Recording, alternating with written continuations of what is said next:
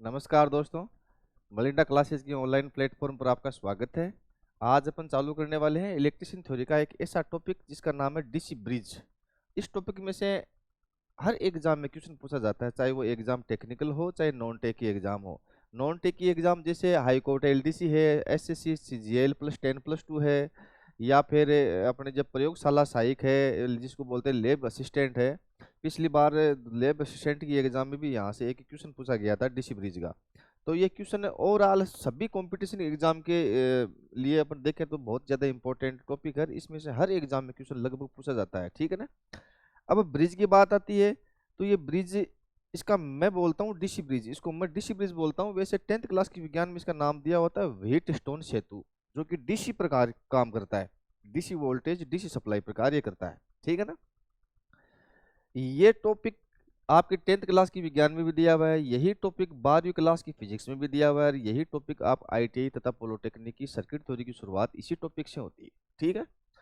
तो ये टॉपिक बहुत ज़्यादा इम्पोर्टेंट है और इसमें से लगभग हर एग्जाम में क्वेश्चन पूछे जाते हैं। और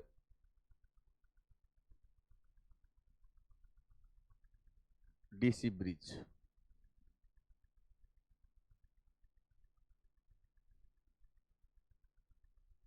डीसी ब्रिज, ब्रिज का नाम आते ही दिमाग में एक ही बात आती है कि ब्रिज संतुलन में है या असंतुलन में है, क्योंकि कंपटीशन एग्जाम के अंदर क्वेश्चन सदैव संतुलित ब्रिज का ही पूछा जाता है। असंतुलित ब्रिज का क्वेश्चन कंपटीशन एग्जाम में ऑब्जेक्टिव टाइप की जो एग्जाम होती है उसमें नहीं पूछा जाता। असंतुलित ब्रिज का क्वेश्चन है वो एसएससी जेई की एग्जाम में थ्योरेटिकल रूप से पूछा जाता है, कई बार 18 नंबर का, 12 नंबर का या 24 नंबर का थ्योरेटिकल पूछा जाता है। अपन को तो संतुलित ब्रिज ही पढ़ना है, एक बार असंतुलित ब्रिज नहीं पढ़ना है। असंतुलित भी पढ़ेंगे अपन थोड़ा समझने के लिए, असंतुलित पढ़ेंगे तो अपन उसमें से इतना सीखेंगे कि डेल्टा को स्टार में कन्वर्ट कैसे करते हैं, स्टार को डेल्टा में कन्वर्ट कैसे करते हैं, ये चीज अपन सीखेंगे जब असंतुलित ब्रिज पढ़ेंगे अपन, ठीक है। तो चलो मैं चालू करता हूँ, एक बार देखता हूँ। देखो किताब में ब्रिज का डायग्राम ऐसा दिया होता है,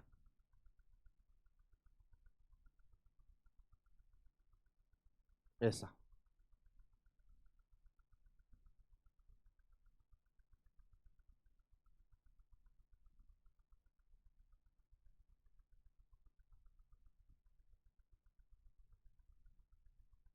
ऐसा डायग्राम दिया होता है और बीच में यहाँ पर जुड़ा होता है एक गैल्वेनोमीटर। एक तो होता है भाई एमीटर, एक होता है गैल्वेनोमीटर। एमीटर तो बड़ी धारा का मापन करता है और गैल्वेनोमीटर छोटी से छोटी धारा माइक्रो एम्पीयर और मिली एम्पीयर की धारा को पढ़ सकता है, पढ़कर उसका विक्षेप देता है सिर्फ। ये गैल्वेनोमीटर का प्रतिरोध दिखा दिया मैंने आर जी, और इस ब्रिज का नाम है डीसी ब्रिज, इसलिए इसको डीसी वोल्टेज की सप्लाई देंगे अपन। डीसी वोल्ट की बैटरी से जोड़ेंगे या डीसी स्रोत से जोड़ेंगे किसी से, ठीक है। आपकी किताब में ये 4 प्रतिरोध हैं, इनका नाम दिया होता है पी क्यू आर एस दिया होता है। अपन पी क्यू आर एस नाम नहीं देंगे, नहीं तो अपन रट्टा मार लेंगे, अपन को रटना नहीं है। देखो देने को तो मैं पी क्यू आर एस भी दे सकता हूँ, लेकिन उस हिसाब से आप रट लेंगे, रटना नहीं है। आपको कंपटीशन एग्जाम के अंदर किसी भी प्रकार का क्वेश्चन है ब्रिज से संबंधित, वो अपना सही होना चाहिए। तो उसके लिए अपने एक काम करते हैं, मैं इसका नाम देता हूँ R1, इसका नाम दूं R2, और इसका नाम देता हूँ मैं R3, और इसका नाम दे दूं मैं R4। और ये बीच में गैल्वेनोमीटर जुड़ा हुआ है, इसका प्रतिरोध, गैल्वेनोमीटर का प्रतिरोध दिखा दिया मैंने RG, और यहाँ पर प्लस माइनस ई या वी वोल्ट की कोई डीसी बैटरी जोड़ दी मैंने, ठीक है। ब्रिज का डायग्राम आपकी बुक में ऐसा दिया होता है। अब बात यह है कि सर यहाँ पर गैल्वेनोमीटर क्यों जोड़ा आपने।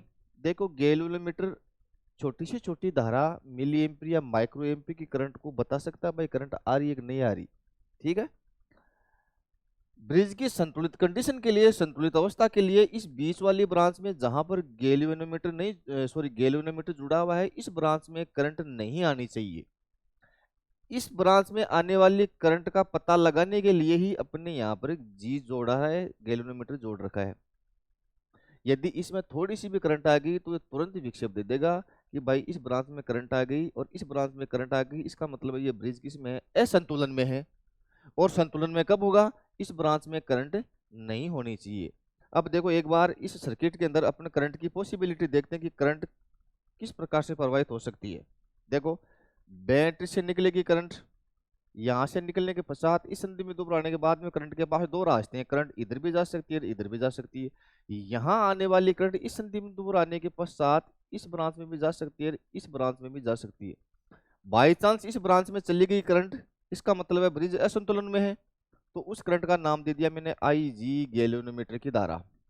और इधर आने वाली करंट इधर भी जा सकती है, इधर भी जा सकती है। ये करंट की पॉसिबिलिटी है भाई, करंट किस किस डायरेक्शन में किस किस ब्रांच में फ्लो होती है, ठीक है। तो ब्रिज की बात आती है दिमाग में, एक ही बात आती है कि ब्रिज संतुलन में होना चाहिए। संतुलन में कब होगा? जब इस बीच वाली ब्रांच में करंट क्या होनी चाहिए? इस बीच वाली ब्रांच में करंट हमेशा शून्य होनी चाहिए। इस ब्रांच में शून्य करंट कब होगी? जब इस संधि बिंदु का वोल्टेज और इस संधि बिंदु का वोल्टेज दोनों बराबर होंगे। जब यहाँ का वोल्टेज 100 वोल्ट है, यहाँ का वोल्टेज 80 वोल्ट है, एक मैं एग्जांपल ले रहा हूँ, कोई एग्जांपल ले रहा हूँ, यहाँ का 100 है, यहाँ का 80 है, इसका मतलब है करंट हमेशा उच्च विभव से निम्न विभव की ओर प्रवाहित होती है। इसका मतलब है करंट 100 से 80 की ओर आएगी। यदि करंट इसमें ऊपर से नीचे की ओर आ रही है तो ये विक्षेप इस डायरेक्शन में दे देगा, इस डायरेक्शन में विक्षेप देगा। इसका मतलब क्या हुआ? ब्रिज किस में है? असंतुलन में है। यदि करंट नीचे से ऊपर की ओर जा रही है तो ये विक्षेप है इस डायरेक्शन में दे देगा। इसका मतलब है अब इसमें करंट आ रही है, ब्रिज किस में है? असंतुलन में है। तो इस नोड का या नोड पॉइंट का संधि बिंदु का वोल्टेज मान ले, तो मानना इसका वोल्टेज है VA और इस नोड बिंदु का वोल्टेज है VB। तो मैंने क्या कहा अभी थोड़ी देर पहले कि इस ब्रांच में करंट तभी शून्य होगी जब यहाँ का वोल्टेज और ये वोल्टेज दोनों बराबर बराबर हो। अब आप कहोगे सर संधि बिंदु का भी कोई वोल्टेज होता है क्या? वोल्टेज तो किसी बैटरी का, किसी डीसी जनरेटर का, मतलब डीसी स्रोत का वोल्टेज होता है या एसी स्रोत का वोल्टेज होता है।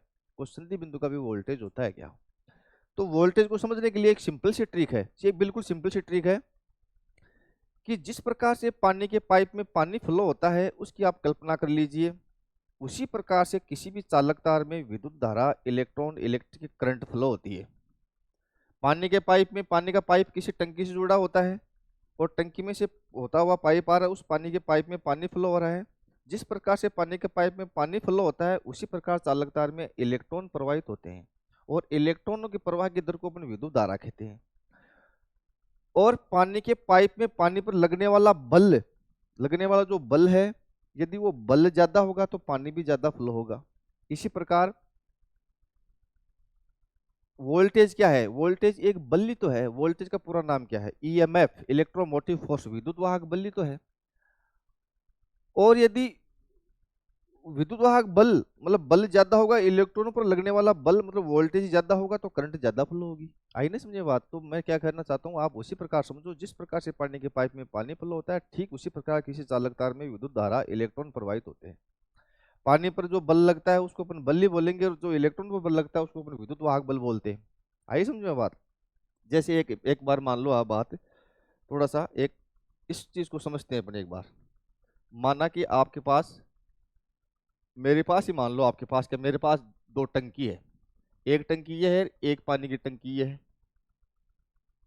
दोनों समान तल पर खड़ी हुई है और दोनों समान तल पर, दोनों बराबर बराबर है। इस टंकी में मैंने 100 लीटर पानी भर दिया और इस टंकी में मैंने 50 लीटर पानी भर दिया, तो आप बताओगे कि पानी किधर जाएगा? सीधी सी बात है, पानी 100 लीटर की टंकी से 50 लीटर की ओर फ्लो होगा। इस साइड में फ्लो क्यों होगा? क्योंकि यहाँ पर पानी का बल, प्रेशर इसकी बजाय ज्यादा है, इसलिए पानी इधर से इधर जा रहा है। और यदि इसमें 100 लीटर पानी भर दिया और इसमें मैंने 50 लीटर पानी भर दिया, तो बताओ पानी किधर आएगा? अब की बार पानी इस डायरेक्शन में आएगा, आएगा कि नहीं आएगा? और यदि दोनों में मैंने 100 लीटर पानी भर दिया, मतलब दोनों टंकियों में बराबर बराबर यदि मैं पानी भर देता हूं, तो पानी किधर आएगा? न तो पानी इधर जाएगा, न ही पानी इधर जाएगा। क्यों? क्योंकि दोनों जगह यहाँ पर और यहाँ पर पानी का प्रेशर, बल बराबर है। सेम टू सेम यही कंसेप्ट, यही ट्रिक अपने इलेक्ट्रिकल सर्किट में लागू होती है। यदि कोई ये संधि बिंदु है, ये यहाँ पर मैंने संधि बिंदु मान लिया, संधि बिंदु मान लो, ये चलो एक बैटरी का एग्जांपल ले लेता हूँ। जैसे मान के चलो एक बैटरी ये है प्लस और माइनस, एक बैटरी ये प्रतिरोध जोड़ दिया, ये एक बैटरी जोड़ दी मैंने, ये प्लस और माइनस। यदि ये बैटरी 100 वोल्ट की है और ये बैटरी 80 वोल्ट की है, तो करंट 100 से 80 की ओर जाएगी। और यदि ये 100 की है और ये 80 वोल्ट की है, तो करंट इधर आएगी। और दोनों बैटरियां मान के चलो दोनों बैटरियां 100 वोल्ट की है या दोनों 80 वोल्ट की है, तो इसमें न तो करंट इधर जाएगी और न ही करंट इधर आएगी। क्यों? क्योंकि दोनों का पोटेंशियल, ये दोनों का विभव बराबर बराबर है, एक दूसरे के विपरीत डायरेक्शन में है। इसलिए दोनों का वोल्टेज का अंतर निकालें तो 100 माइनस 100 जीरो होगा, 80 माइनस 80 जीरो होगा। इसलिए वोल्ट ओवरऑल वोल्टेज कितना होगा? जीरो होगा, और इसमें करंट नहीं होगी। जैसे मान लो आप ये कोई संधि बिंदु को ले लेता हूँ, कोई संधि बिंदु है ये कोई संधि बिंदु है, इससे कई तार जुड़े हुए हैं, एक प्रतिरोध मैंने ये ले लिया यार, यहाँ पर कोई संधि बिंदु है, ऐसे इस प्रकार से। इसका वोल्टेज मान लिया मैंने V1 है, इसका वोल्टेज मान लिया मैंने V2 है, और ये R है। इसकी कंडीशन देखना आप, तीन कंडीशन है, तीनों कंडीशनों को ध्यान रखो। यदि पहली कंडीशन, यदि V1 ग्रेटर देन V2, यदि ये वोल्टेज है इस वोल्टेज से बड़ा है, तो सीधी सीधी बात है करंट इस डायरेक्शन में होगी। और करंट कितनी होगी? I बराबर V बटा R ही तो होगा ना, ओम के नियम से। V कितना होगा? उस विभव में से निम्न वाला विभव वोल्टेज घट जाएगा। इसका मतलब V1 माइनस V2 वोल्टेज तो ये हो गया, और बटा R क्या है? R, कोई दिक्कत नहीं। कंडीशन नंबर दूसरी, यदि V1 लेस देन V2 है, यदि ये वोल्टेज इससे छोटा है, मतलब ये वोल्टेज बड़ा है, तो करंट इधर से यूं फ्लो होगी। इसका मतलब क्या हो जाएगा? अब करंट क्या हो जाएगी? उच्च में से निम्न विभव वोल्टेज, उच्च वोल्टेज ये है तो V2 में से V1 घट जाएगा और बटा R आ जाएगा। ये करंट आ गई। और कंडीशन नंबर तीसरी ये है कि यदि V1 और V2 दोनों बराबर हैं, तो करंट क्या हो जाएगी? V1 माइनस V2 मान लो, या V2 माइनस V1 मान लो, बटा R। तो ये तो दोनों बराबर बराबर है, तो इनकी वैल्यू तो जीरो हो गई, तो जीरो बटा R क्या हो गई? करंट जीरो हो गई। इसका मतलब है यदि दोनों वोल्टेज बराबर बराबर है, तो इसमें ओवरऑल पोटेंशियल डिफरेंस या वोल्टेज का जो अंतर है या कुल वोल्टेज वो जीरो होगा, और इसमें करंट जीरो होगी। यही कंसेप्ट अपने ब्रिज में लागू होता है।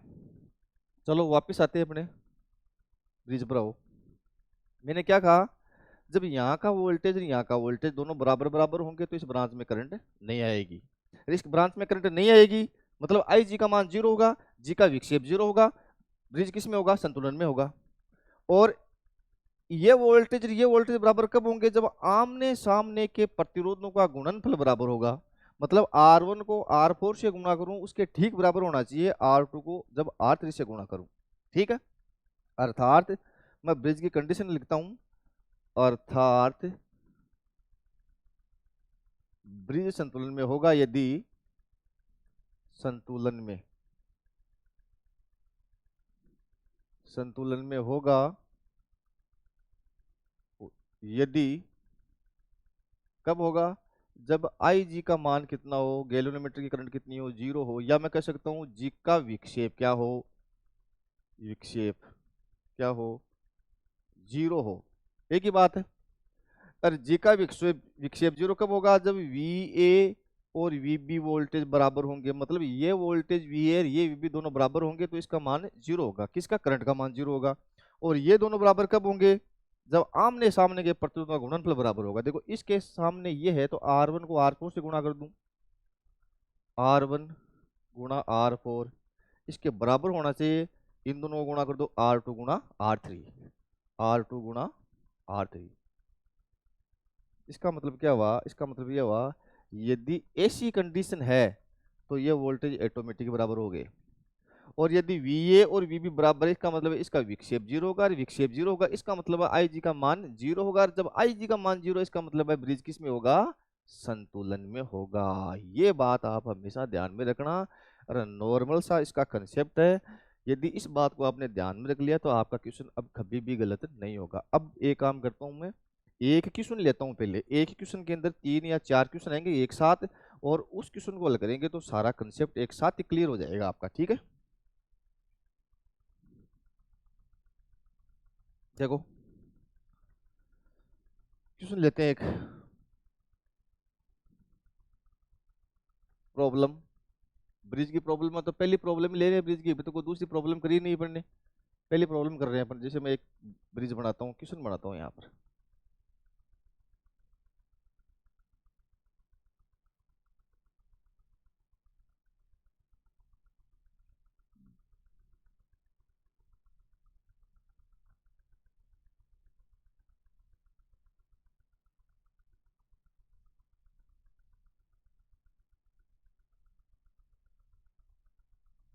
इस प्रकार से। ये मैंने 6 ओम का ले लिया, ये मैंने 4 ओम का ले लिया, ये मैंने 6 ओम का ले लिया, ये प्रतिरोध मैंने 6 ओम का ले लिया, और यहाँ पर मैंने गैल्वेनोमीटर जोड़ दिया, और यहाँ का जो प्रतिरोध है वो मैंने 10 ओम का ले लिया, और ये इस प्रकार से जोड़ दिया। इसको मैं किसी प्लस माइनस 100 वोल्टेज की बैटरी से जोड़ रहा हूँ, मेरे हिसाब से कोई बैटरी ले रहा हूँ, ठीक है, प्लस माइनस 100 वोल्टेज की बैटरी जोड़ दिया। अब इस क्वेश्चन को देकर, ये जी है भाई, गैल्वेनोमीटर है, इसको देकर आपको ये बताना है, इसके देखो क्या क्या क्वेश्चन बनते हैं। पहला क्वेश्चन ये है, क्या यह ब्रिज संतुलन में है? ब्रिज संतुलन में है, संतुलन में है क्या भाई, बताओ संतुलन में। पहला क्वेश्चन तो इसका ये बन गया भाई। देखो आमने सामने के प्रतिरोधों को देखो, इसको 4 ओम ले लो आप, इसको भी 4 ओम ले सकते हो आप, ये लो। मैं संतुलित संतुलित ब्रिज का क्वेश्चन करवा रहा हूँ एक बार, तो बाद में संतुलित का भी कराऊंगा। इसके सामने प्रतिरोधी है तो 6 चौके 24, 6 चौके 24। इसका मतलब है आमने सामने के प्रतिरोधों का गुणनफल बराबर हो रहा है 6 चौक 24, 6 चौक 24 बराबर बराबर है। इसका मतलब है ब्रिज किस में है? संतुलन में है भाई, कोई दिक्कत नहीं। क्वेश्चन नंबर इसका दूसरा यह है कि आई जी का मान कितना है? आई जी का मान, अरे भाई सीधी सीधी बात है, जब ब्रिज संतुलन में है तो इधर जो करंट आएगी आई जी, इसका मान तो जीरो ही होगा, इसका मतलब आई जी का मान जीरो है। क्वेश्चन नंबर तीसरा आपसे ये पूछ लिया कि जी का, जी क्या है? गैल्वेनोमीटर, गैल्वेनोमीटर का विक्षेप क्या है? विक्षेप पूछ लिया आपसे। तो भाई जब ब्रिज संतुलन में है, आई जी का मान जीरो है, तो इसका विक्षेप भी तो जीरो ही होगा। ये तीनों क्वेश्चन एक ही है, तीनों में कोई अंतर नहीं है। इन तीनों क्वेश्चनों को, एक क्वेश्चन को 3 तरीके से पूछ लिया गया, ऐसा क्वेश्चन कई बार पूछा गया एग्जाम में, ठीक है ना। क्वेश्चन नंबर चौथा, अक्सर इस प्रकार का क्वेश्चन पूछा जाता है, ये इंपॉर्टेंट है। आजकल का ट्रेंड ये हो गया कि ब्रिज का क्वेश्चन देकर ब्रिज का तुल्य प्रतिरोध पूछा जाता है। तो तुल्य प्रतिरोध देखो क्या है इसका। अब देखो मैं एक बार पहले इसकी थोड़ा सा कंसेप्ट समझो इसका एक बार। कंसेप्ट ये है कि जब यहाँ से करंट जाएगी, इस यहाँ पर आने के बाद में, क्योंकि ये ब्रिज तो संतुलन में है, जब इस ब्रांच में इधर करंट जाएगी तो इधर जाने वाली करंट सीधी इधर ही निकल जाएगी, इसमें तो करंट जाएगी ही नहीं, क्योंकि ब्रिज किस में है? संतुलन में है। और इधर आने वाली करंट भी सीधी इधर होकर यूं ही निकल जाएगी, इसमें करंट नहीं जाएगी, क्योंकि ब्रिज तो किस में है? संतुलन में है। इसका मतलब ये 10 ओम का जो प्रतिरोध है, ये प्रतिरोध अपने, ये 10 ओम का प्रतिरोध कैलकुलेशन में तुल्य प्रतिरोध ज्ञात करते हैं तो कैलकुलेशन में कंसिडर नहीं होगा। इसका मतलब है ये 6 ओम और ये 4 ओम दोनों श्रेणी में ही माना जाएगा, और 6 + 4 कितना हो जाएगा? 10 ओम हो गया, कोई दिक्कत नहीं।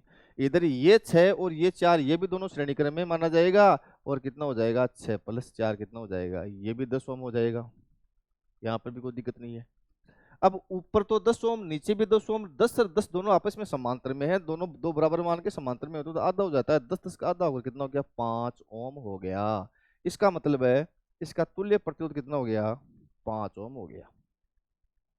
तो आप एक बात हमेशा ध्यान में रखना, कंपटीशन एग्जाम के अंदर हमेशा संतुलित ब्रिज का क्वेश्चन पूछा जाता है। संतुलित ब्रिज के अंदर 20 वाले प्रतिरोध को आप कंसीडर मत किया करो, क्योंकि ये संतुलित ब्रिज में ये कंसीडर होता ही नहीं है, क्योंकि इस ब्रांच में करंट आती ही नहीं है। क्वेश्चन नंबर इसमें 5वां ये पूछ लिया आपसे कि इस सर्किट में ये करंट कितनी है, जिसका नाम है आई। ये करंट क्या है? आई बराबर V/R। वी कितना है? 100। आर तुल्य कितना है? 5। कितनी करंट आ रही है? 20 एम्पीयर की करंट आ गई। कितनी आ गई? 20 एम्पीयर की, कोई दिक्कत नहीं। जब यहाँ से 20 एम्पीयर की करंट आ रही है तो ये करंट दो भागों में बट रही है, इधर और इधर। इस दिशा में भी 6 4 10 ओम का प्रतिरोध है, इधर भी 10 ओम का प्रतिरोध है, दोनों प्रतिरोध बराबर बराबर हैं, तो करंट आधी आधी हो जाएगी। 20 में से 10 एम्पीयर की करंट ऊपर जाएगी, 10 एम्पीयर करंट नीचे जाएगी, इधर से 10 आ रही है, इधर से 10 आ रही है, वापस कितनी हो जाएगी? 20 एम्पीयर की करंट हो जाएगी। तो इस क्वेश्चन को आराम से ध्यान करके देखो और पढ़ो। अभी इस ब्रिज के क्वेश्चन में कम से कम 5 7 क्वेश्चन और कराऊंगा, अच्छे अच्छे क्वेश्चन, तब पूरे कंसेप्ट क्लियर हो जाएंगे आपके।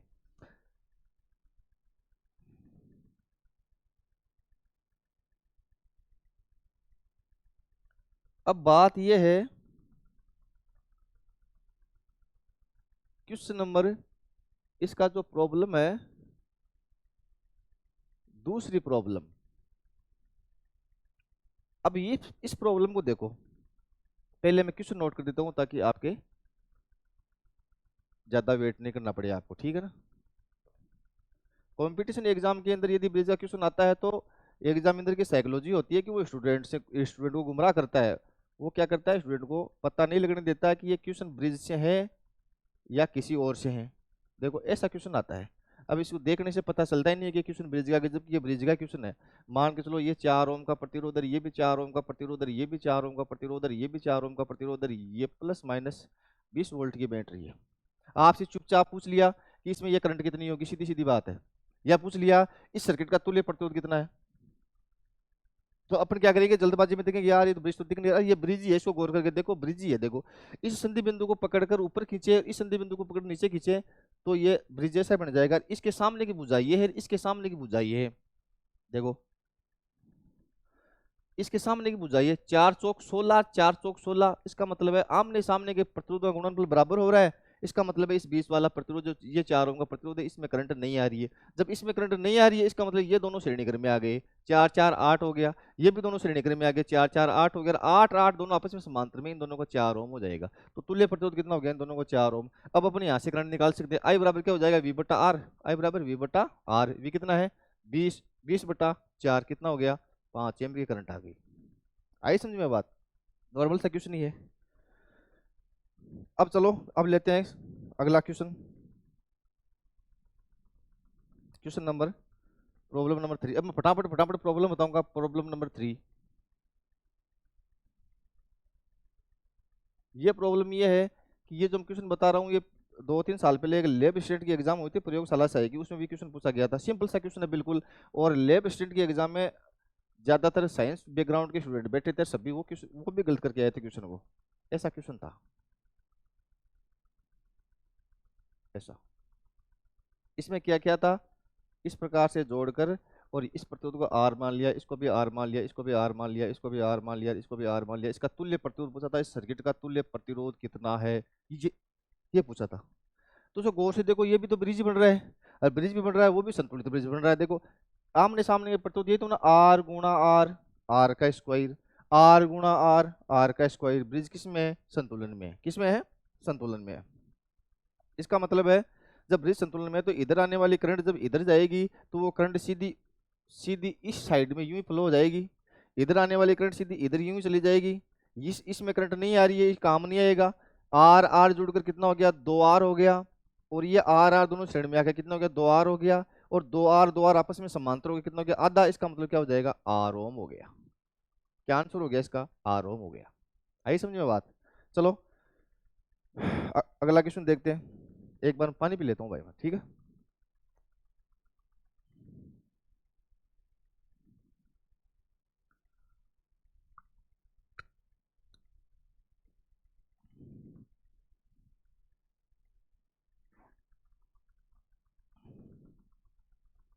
क्वेश्चन नंबर, कौन सा क्वेश्चन कर लिया, अब तीसरा कर लिया क्या आपने।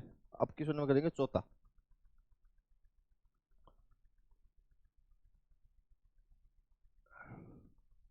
क्वेश्चन नंबर चौथा, प्रॉब्लम, चौथी प्रॉब्लम देखो। अब देखो एक क्वेश्चन करता हूँ, बड़ा सारा क्वेश्चन, एक क्वेश्चन में सारे क्वेश्चन हल हो जाएंगे आपके, एक ही क्वेश्चन में सारे क्वेश्चन।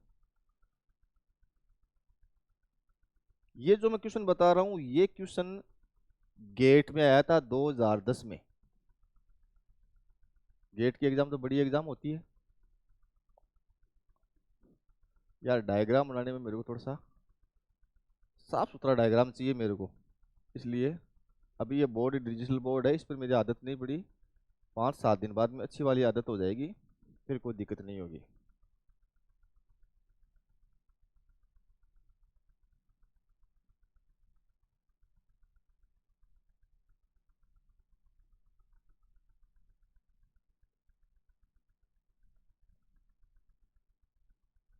एक क्वेश्चन, ऐसा क्वेश्चन जो ब्रिज के आपके सारे कंसेप्ट एक साथ ही दूर कर देगा, एक साथ ही क्लियर कर देगा, सारे कंफ्यूजन एक साथ ही दूर कर देगा, ऐसा क्वेश्चन है ये भाई।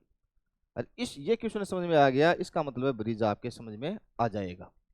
जैसे मैं लेता हूं, ये 2 ओम का प्रतिरोध है, ये भी 2 ओम का प्रतिरोध है, ये 4 ओम का प्रतिरोध है, ये भी 4 ओम का प्रतिरोध है, ये 6 ओम का प्रतिरोध है, ये भी 6 ओम का प्रतिरोध है, ये 12 ओम का प्रतिरोध है, ये भी 12 ओम का प्रतिरोध है, यहाँ तो कोई दिक्कत नहीं। 20 वाले प्रतिरोध वो लिख देते हैं, अलग कलर से लिखेंगे अपन।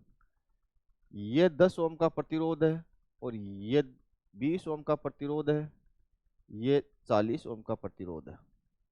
ठीक, कोई दिक्कत नहीं है। प्लस और माइनस यहाँ से मैंने 100 वोल्टेज की बैटरी से इसको कनेक्ट कर दिया। ठीक है, एक बार क्वेश्चन को गौर करके देख लो, बढ़िया तरीके से देख लो, बहुत ही शानदार क्वेश्चन है। और यदि ये क्वेश्चन आपके समझ में आ गया, इसका मतलब है डीसी ब्रिज आपके कंप्लीट समझ में आ गया। डीसी ब्रिज का क्वेश्चन आपसे कभी गलत नहीं होगा। ठीक है, देखो ये 100 वोल्ट की बैटरी जोड़ी है, तो इसके दो क्वेश्चन बने। पहला क्वेश्चन तो ये पूछ लिया आपसे कि इस सर्किट का तुल्य प्रतिरोध कितना है, और दूसरा क्वेश्चन पूछ लिया कि इसमें बैटरी द्वारा दी जाने वाली धारा करंट ये कितनी एम्पियर फ्लो होगी। दो क्वेश्चन पूछ लिए।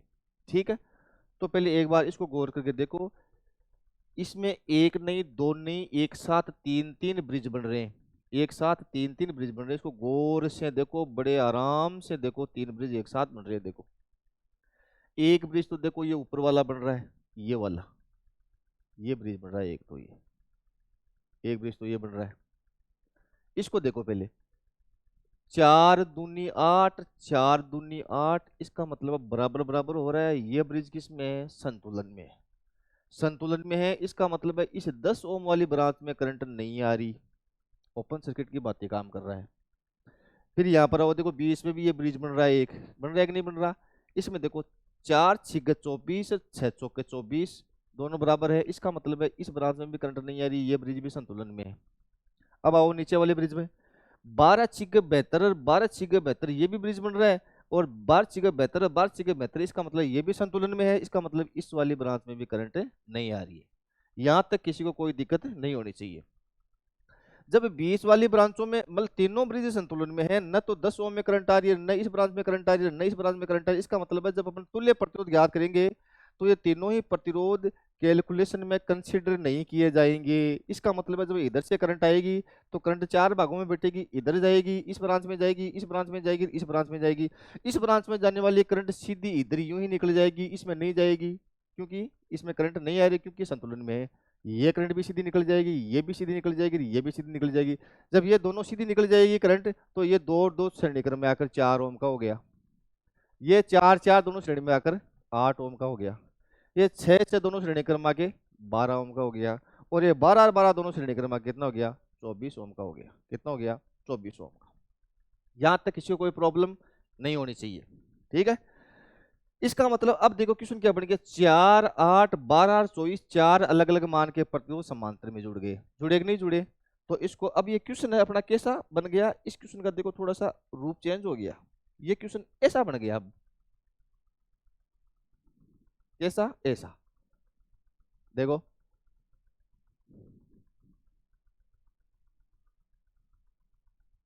ऐसा क्वेश्चन हो गया। अब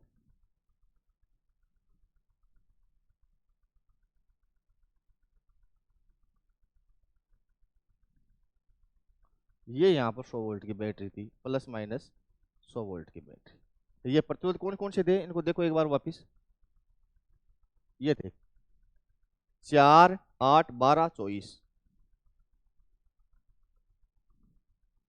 4 ओम का, 8 ओम का, 12 ओम का और 24 ओम का। अब ये चारों प्रतिरोध अलग अलग मान के हैं। इनका तुल्य प्रतिरोध ज्ञात करने के लिए अपने पास शॉर्ट में कोई ट्रिक नहीं है, तो अपन को मजबूरी में इस सूत्र से ज्ञात करना पड़ेगा, 1/R तुल्य बराबर 1/R1 plus 1/R2 plus 1/R3 plus 1/R4। R4 से तो 1/R तुल्य बराबर 1/R1 कितना लूंगा, 4 8 12 16, ये तो लूंगा ना, 1/4 प्लस 1/8 प्लस 1/12 प्लस 1/24। अब इनका लोगो तुम ले लो, कितना आ रहा है, 24 आ रहा होगा। 4 का भाग 6 बार गया, 8 का भाग 3 बार गया, 12 का भाग 2 बार गया, 24 का भाग 1 बार गया। 6 3 9 2 11 1 12, इसका मतलब है ऊपर तो हो गया 12, नीचे हो गया 24 और 1/R तुल्य बराबर। अब इसको पलट दो तो R तुल्य क्या हो जाएगा, 24/12, 12 दूनी 24, इसका मतलब इसका R तुल्य 2 ओम हो गया। कितना हो गया, 2 ओम हो गया। कितना सिंपल क्वेश्चन है। जब इसका तुल्य प्रतिरोध 2 ओम हो गया तो तुल्य प्रतिरोध कितना है इसका, 2 ओम आया। तो ये करंट कितनी आई, आई बराबर कितना हो जाएगा, वी बटा आर तुल्य। वी कितना है 100, 100/2। इसका मतलब है 50 एम्पीयर की करंट ये इधर से यूं निकल रही है। आई समझ में बात।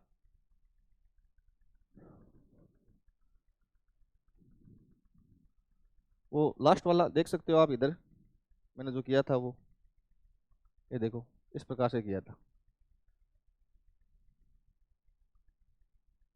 ये क्वेश्चन था, सिंपल सा क्वेश्चन है। ये क्वेश्चन समझ में आ गया, इसका मतलब आपके बहुत कुछ समझ में आ गया। नेक्स्ट क्वेश्चन बनाता हूं मैं, अगला क्वेश्चन बनाता हूं। अगला क्वेश्चन देखो, क्वेश्चन नंबर 5वां, प्रॉब्लम नंबर 5वीं। ठीक है, 5वां क्वेश्चन बनाते देखो अभी।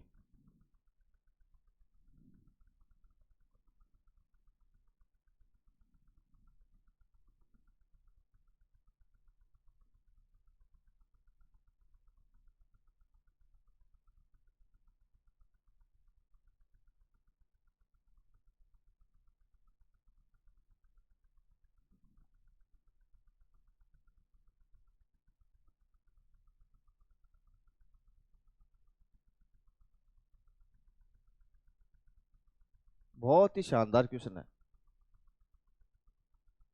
इस क्वेश्चन से भी आपके बहुत सारे कंसेप्ट एक साथ क्लियर हो जाएंगे। यहाँ पर बैटरी जोड़ रहा हूँ भाई मैं, प्लस माइनस, ये 100 वोल्टेज की बैटरी जोड़ दो, ये 4 ओम का प्रतिरोध जोड़ दो, और ये भी 4 ओम का जोड़ दो, और ये भी 4 ओम का जोड़ दो, और ये भी 4 ओम का जोड़ दो, और ये प्रतिरोध भी 4 ओम का जोड़ दो, और ये भी 4 ओम का जोड़ दो, और ये भी 4 ओम का, सारे 4 ओम के प्रतिरोध जोड़ दो। अब आपसे ये पूछ लिया कि इस परिपथ का तुल्य प्रतिरोध कितना है। सोचो देखे भाई, 2 मिनट, 2 मिनट क्या 20 सेकंड के लिए सोचो। मैं एक बार पानी और पी लेता हूँ, क्यों पानी पीने की मेरी थोड़ी ज्यादा ही आदत है। एक बार और सोच लो आप।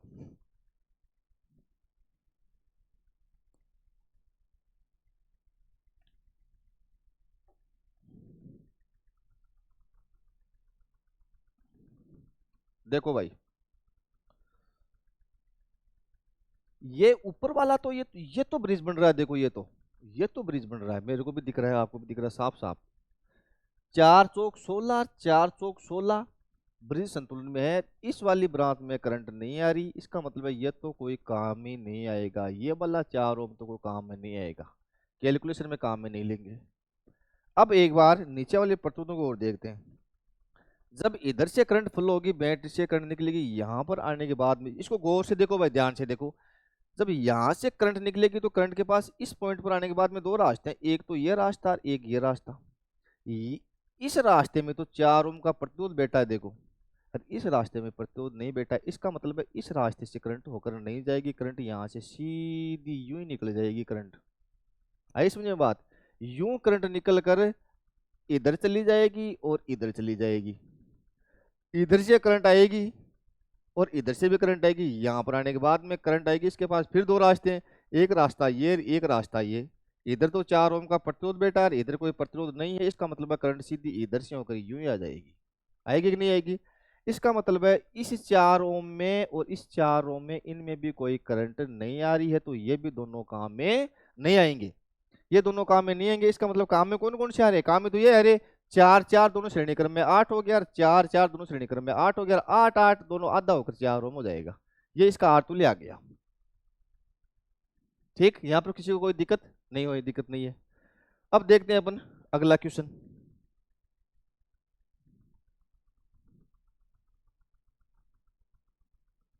Problem number 6।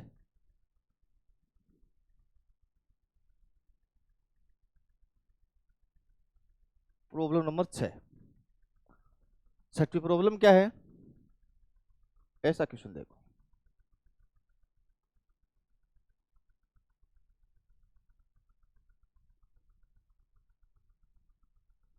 थोड़ा सा डायग्राम और बढ़िया बनाते हैं यार।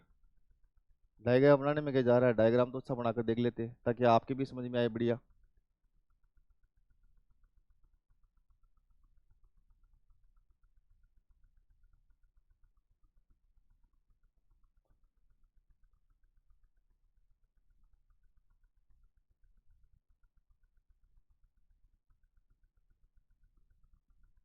ये प्रतिरोध ले लिया मैंने। सारे प्रतिरोध बराबर बराबर मान के ले लेता हूँ मैं। 4 ओम का ले लिया, ये भी 4 ओम का ले लिया मैंने, ये भी 4 ओम का ले लिया, ये भी 4 ओम का ले लिया, ये भी 4 ओम का ले लिया, और ये भी 4 ओम का ले लिया। ठीक है, और इसके ए, इसको ए दे दिया, और इसको बी दे दिया, और इसको सी दे दिया। क्वेश्चन क्या है कि देखो, क्वेश्चन आपको दे दिया, इसको भी गौर से देखना है, तो बहुत अच्छा क्वेश्चन है, शानदार क्वेश्चन है। क्वेश्चन ये बोल दिया कि इसमें कोई से भी दो टर्मिनल मान लो आप, ए और सी टर्मिनल मान लो। ए सी टर्मिनल के एक रोस हिंदी में बोलते हैं समतुल्य। ऐसे टर्मिनल के एक्रॉस इस परिपथ का आर तुल्य प्रतिरोध कितना होगा। तो इसमें ऐसे टर्मिनल के एक्रॉस मानना है, इसका मतलब है इसमें बैटरी जोड़ेंगे तो अपने यहां जोड़ेंगे, ये है टर्मिनल ए और सी, बैटरी जोड़ेंगे ना तो अपने यहां जोड़ेंगे। आई समझ में बात। अब इसको भी देखो आप गौर से, इसमें भी एक ब्रिज बन रहा है। क्या बन रहा है? ब्रिज बन रहा है। देखो इसको देखो आप, इसको देखो, ये ब्रिज तो बन रहा है। देखो ये ब्रिज नहीं बन रहा क्या? ये देखो, ये बीच वाली ब्रांच हो गई, इसके सामने वाली भुजाई हो गई 4 ओम, इसके सामने वाली भुजाई हो गई 4 ओम, इसको इससे गुणा करेंगे 4 चौक 16, 4 चौक 16, ये ब्रिज संतुलन में है। किसमें है? संतुलन में है। जब संतुलन में है इसका मतलब है इस 4 ओम के अंदर कोई करंट नहीं आ रही, नहीं आ रही ना, इस 4 ओम में करंट नहीं आ रही। तो अब इसका तुल्य प्रतिरोध क्या हो जाएगा? इस 4 ओम में करंट नहीं आ रही, इसका मतलब है इधर से निकलने वाली करंट है वो सीधी इधर से होकर यूं चली जाएगी, तो ये 4 दोनों श्रेणी क्रम में आ जाएंगे, 4 4 जुड़कर 8 ओम का हो गया। और इसमें भी करंट नहीं आ रही, इसका मतलब ये दोनों भी श्रेणी क्रम में जुड़कर इसमें कितना हो जाएगा? 4 4 8 हो गया। 4 4 8 8 दोनों बराबर मान के तो आधा होकर 4 ओम का हो जाएगा। कितना हो जाएगा? 4 ओम का। इसका मतलब है अब ये इनका तो 4 ओम हो गया, देखो ये हो गया, ये 4 ओम और ये 4 ओम फिर समांतर में हो जाएगा, तो आधा होगा, कितना हो जाएगा? 2 हो जाएगा। या चलो इसको दूसरे तरीके से सर्किट को मैं चेंज करता हूँ। ये सर्किट अब ऐसा बन गया, देखो ये 4 4 8 हो गया, 8 ओम का प्रतिरोध, और ये भी 8 ओम का प्रतिरोध, और नीचे 4 पड़ा ही है, ये 4 ओम का प्रतिरोध। ऐसा क्वेश्चन बन गया। अब देखो आप गौर से देखो, ऐसा है। इसका मतलब है 8 8 का आधा होकर 4, और ये 4 फिर आधा होकर कितना हो जाएगा? 2 ओम हो जाएगा। तो इसका आर तुल्य कितना हो गया? 2 ओम हो गया। यहाँ तक किसी को कोई दिक्कत तो होनी ही नहीं चाहिए, कि दिक्कत तो मैंने पैदा करी नहीं है, दिक्कत तो सारी सोल्व करी है। ठीक है, चलो एक क्वेश्चन और देखो इसका।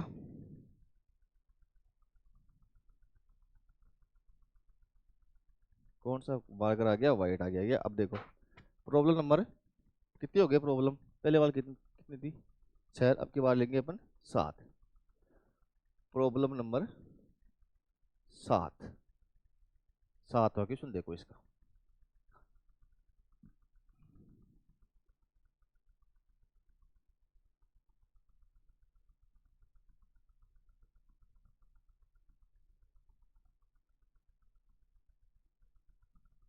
यार ये डायग्राम बनाने में मेरे को टाइम क्यों लगता है?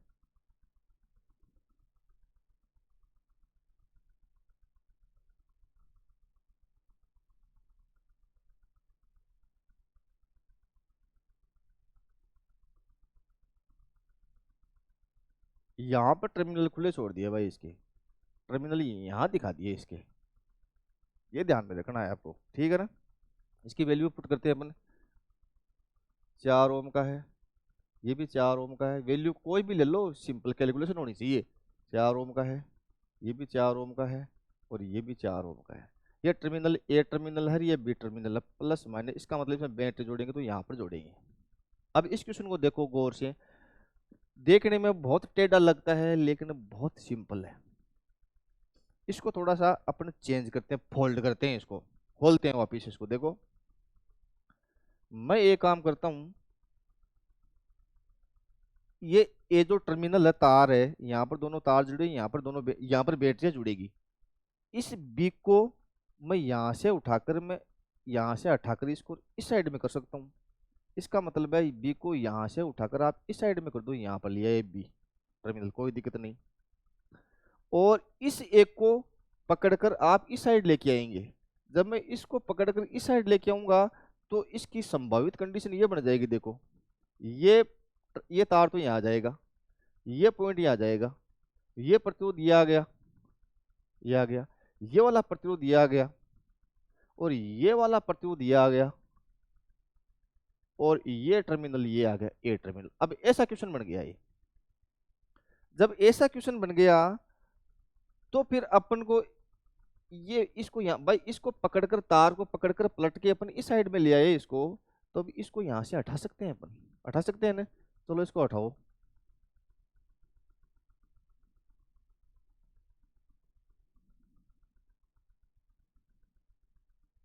हटा दिया इसको,